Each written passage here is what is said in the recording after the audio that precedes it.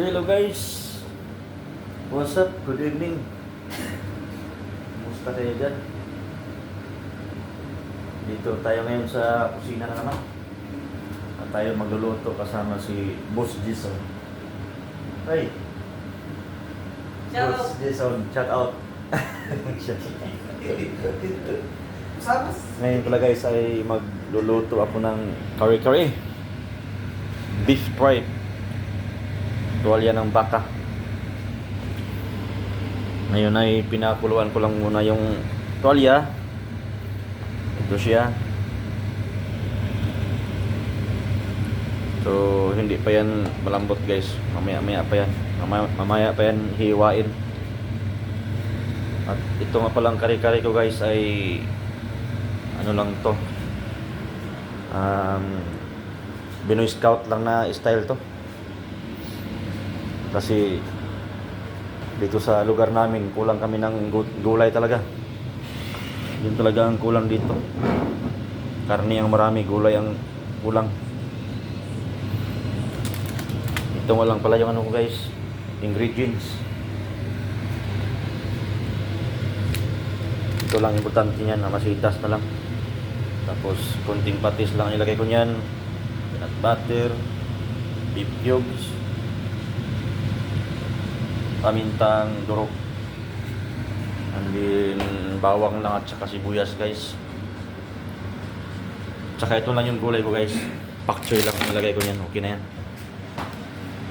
Tapos dante may bagoong kami dito guys, buti na lang may bagoong, pwede na yan.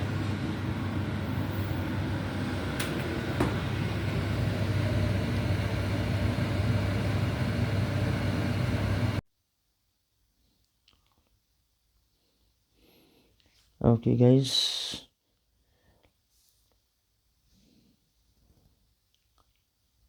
habang ako'y nagpapainit na ng mantika, nakaready na yan lahat ng mga ricados.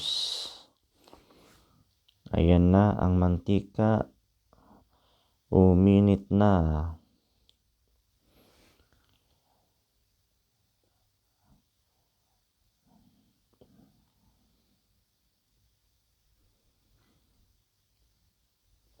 Sure lang natin guys na mainit na para maganda yung pagkagisa ng mga ricados natin, ng bawang at saka sibuyas.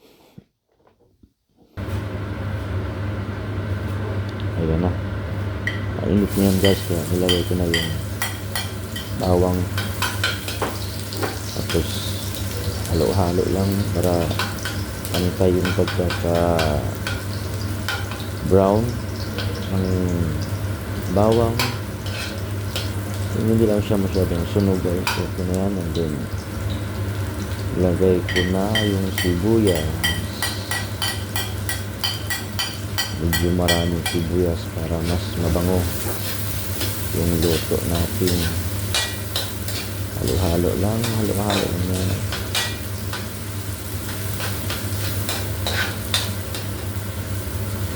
Kahit mga seconds na yan guys, depende sa apoy ng stove.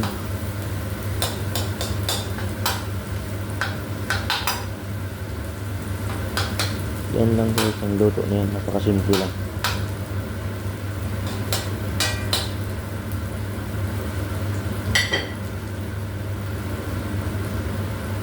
Tapos yan, pagka medyo brown na lahat, pati ang sibuyas,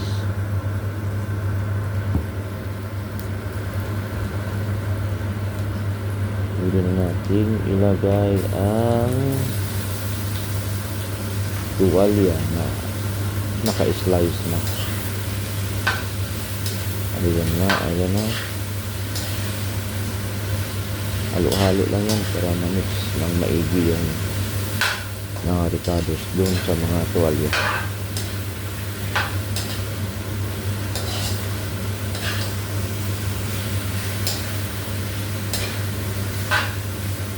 Ayan na guys, ganyan lang.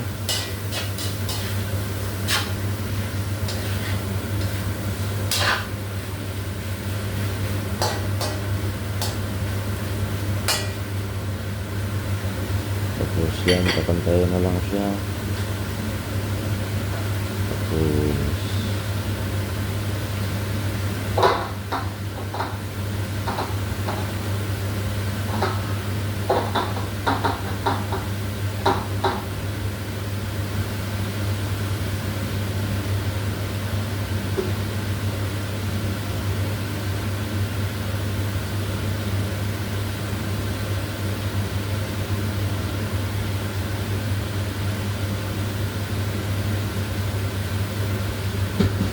tusok-tusok na siya.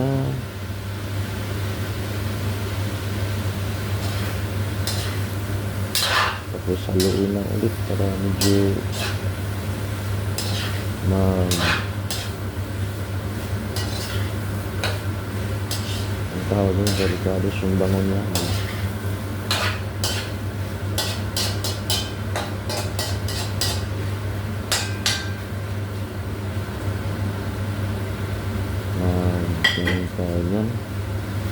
Mag-penetrate dun sa mga karning tuwalya. Takpan na natin hanggang sa ito'y mag-penetrate ng maigi yung bango ng mga ricados. Ayan na guys, buksan ulit yung takip. Halo-halo na naman. Yan na, halo-halo na naman. Mikos-mikos na yan. Tapos pagka tingin nyo ay kulang ng sabaw, pwede ilagay yung pinagkuluan o pinagpalambutan na tubig dun sa mga tuwalya. Para yan yung magsisilbing magpalambot ng tuluyan doon sa mga nilulutong mga tuwalya. Yan, mikos-mikos na yan. Pagtingin na medyo kaunti lang yung sabaw niya, pwedeng dagdagan ulit para yung karni talagang lumambot ng lumambot hanggang sa ito'y maluluto na. Ayan na. Takpan ulit ng mga ilang minuto, depende na sa inyo guys.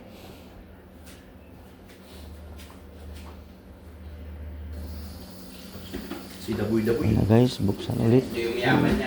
Takip. Ayan, kung napapansin nyo guys, medyo lumalambot na yung mga tuwalya.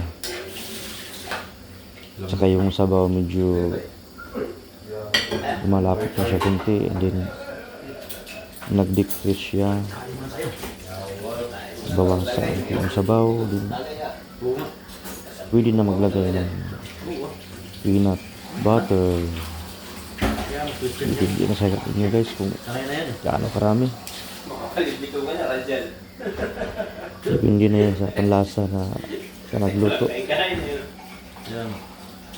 Sa akin siguro mga 3 kutsara yan, pwede na yan.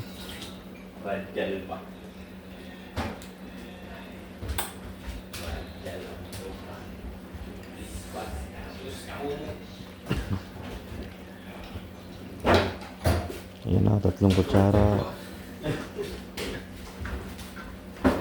Medyo okay na sa akin. Then, yan, mikos-mikos na ulit. Mikos-mikos na yan. Insan.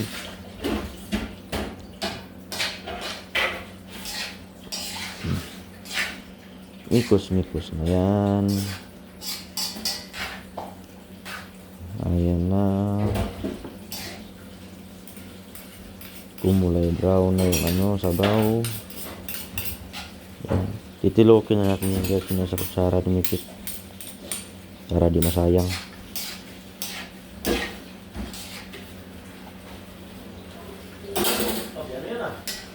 Sinisimot lang yung peanut butter para di masayang.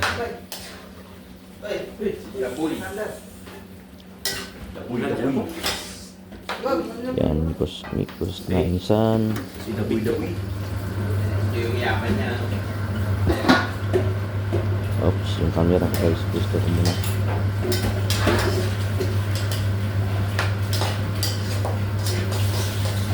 Yan na, yan na.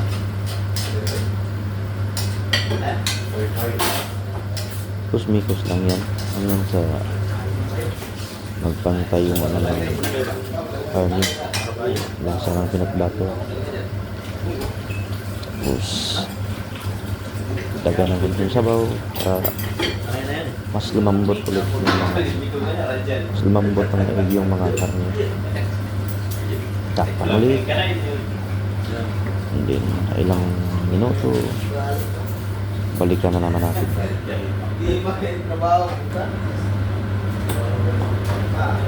Okay guys, buksan ulit.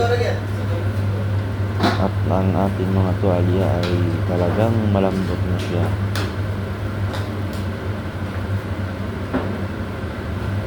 At ang bango-bango pa. And guys, wala ako ng kapiranggot na iwa para matikman ko kung talagang malambot na para pwede ko nang malagyan ng mga another na sangka para magiging complete na ang kari-kari.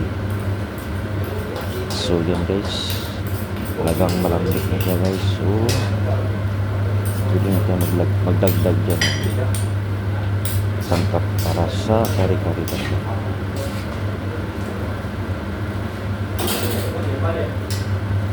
Yan guys, lagyan ko siya ng cubes. Tapos kaunting pamintang dorog. Tapos kahit mga takip lang sa kapis o okay na sa ating panlasa.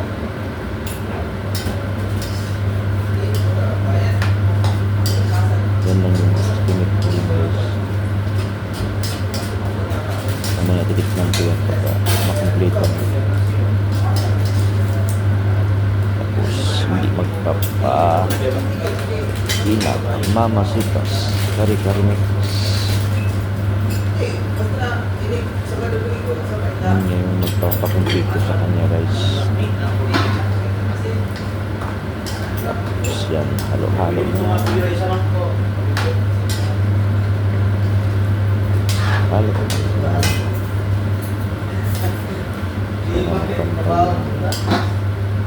Pagkaluto tuwalya tsaka yung lasa ng mga ricados. Ayan na guys, ang bango-bango na ng aking kari-kari. Yan, buksan ko na ulit. Sarap. Usok pa lang, ulam na. Yan guys, lagang tsurang ano talaga siya guys, kari-kari.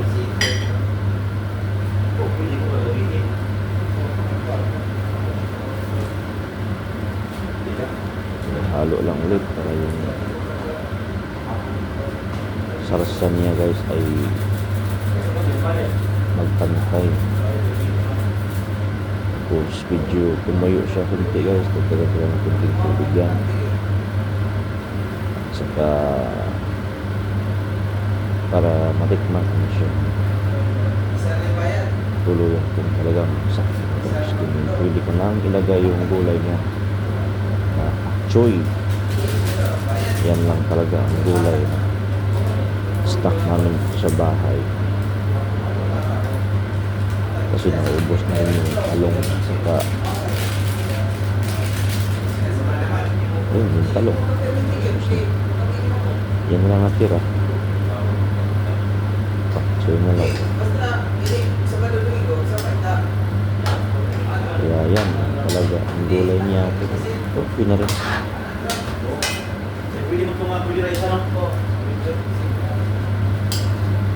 Itanti may bagoon. Yan na yung pinaka-base dyan na part niya. Yan mga 5 minutes na lang yan guys. So tikman na natin kung Talagang tama na yung lasa din. Medyo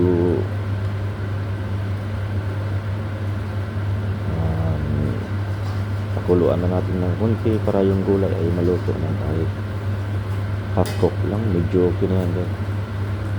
Takpan na natin ulit. Yan na. Okay guys, buksan natin at para makita na natin kung talagang okay na siya. So ayan na, perfect na siya guys. So pwede na natin itong i-serve guys, at para makakain na kami ng aming hapunan. Ayan na, okay na yan guys. Medyo na-half-cook na yung gulay, so pwede ko nang i-serve yan. Ayan guys, ang sarap, sarap ang kari-kari.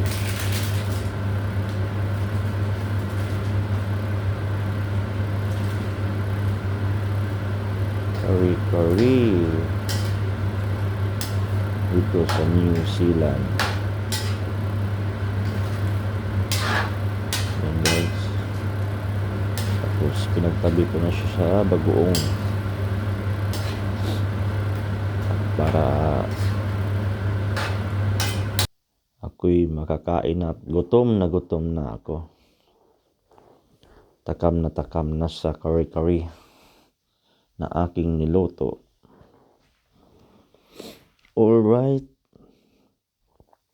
ayan na.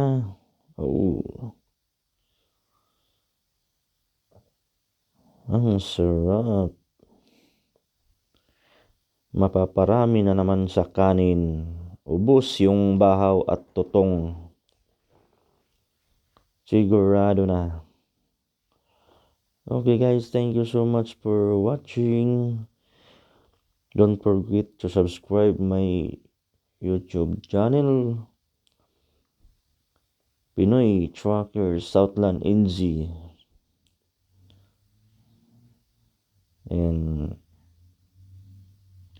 just click the notifications bell para mapanood nyo pa ang aking mga susunod na video guys, at ang aking mga ibang videos. Thank you guys, bye bye.